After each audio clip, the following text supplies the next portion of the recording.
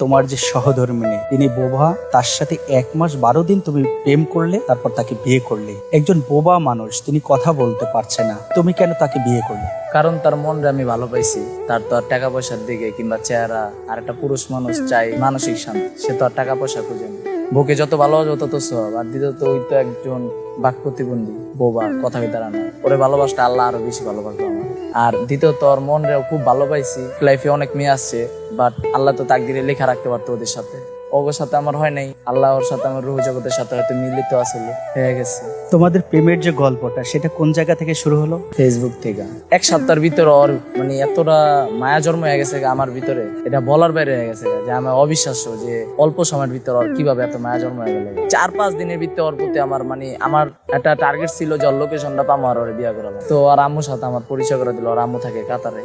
ওর আম্মু ভিডিও কলে ফোন দিয়েছিল, কথা বললাম, পরিচয় হয়েছে। যদিও ওর আম্মু কাতারে থাকে, টাকা পয়সা আছে, সম্পদ আছে, এই লোভ লালসা থেকে কি বিয়ে? আমি তো জানতাম না যে বাড়ি আছে কিংবা টাকা পয়সা কিংবা ওর আম্মু কাতার থাকে। ওর আম্মুর সাথে কথা বলার চেষ্টা করছি যে ওর আম্মুর সাথে জিনিসটা পারিবারিক হিসাবে হইলে ভালো হয়, সে সামাজিক ভাবে। দেন আর আম্মুর সাথে কথা বলার পর পরিচয় হয়েছে, ওর আম্মু এটি বলছে। তারপর আমি আবার ওর এই 12 দিন যে একটা বোবা বাক প্রতিবন্ধীর সাথে প্রেম করলে, তার রোমান্টিক দৃশ্যটা কি ছিল? তার রোমান্টিক দৃশ্য ছিল, আমি সকালবেলা কল দিলে সে আমার দিকে তাকায় থাকতো, মানে তার চাউনির ভিতরে একটা মায়া জন্ম হয়ে গেছে। কিছু হইলেই সে বলতো খাওয়া দাওয়া করছো কিংবা কি করো।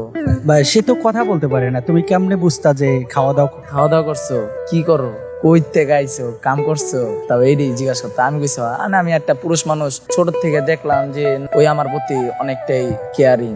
একটি বাক প্রতিবন্ধী মেয়ে তুমি বিয়ে করলে, তোমার পছন্দ হয়েছে, তুমি বিয়ে করছো, কিন্তু তোমার পরিবার সেটাকে কিভাবে নিয়েছে? যে আমার পরিবার মেনে নিয়েছে বলতে কি, আমার পরিবার থেকে আমার আম্মু বলছে, বাবা তোমার যেটা ভালো মনে হয়, তোমার ডিসিশন তুমি বুঝবা, কারণ সংসার করে তুমি খাইবা, এটা আমার মার কথা আর কি। তুমি খাইবা, এটা তুমি বুঝবা, আমরাও খাবো না, তোমার বন্ধু বান্ধব কেউ কিছু করবো না, কেউ সংসার করবো না, করলে তোমরা করবো, আর শান্তিতে থাকলে তোমরাই থাকবা যদি শান্তিতে থাকো। আর আমার বাবা বলছে এখন বিয়া করার দরকার নাই, 5 বছর পর অন্য কোনো এই বোবা টোবা বিয়া একসেপ্ট করবো না। তো আমি বলছি যে আব্বু দেখো, আজকে যদি তোমার ঘরে এই মেয়ে সন্তানটা হইতো বোবা, তুমি কি ফালা দিতে পারতা?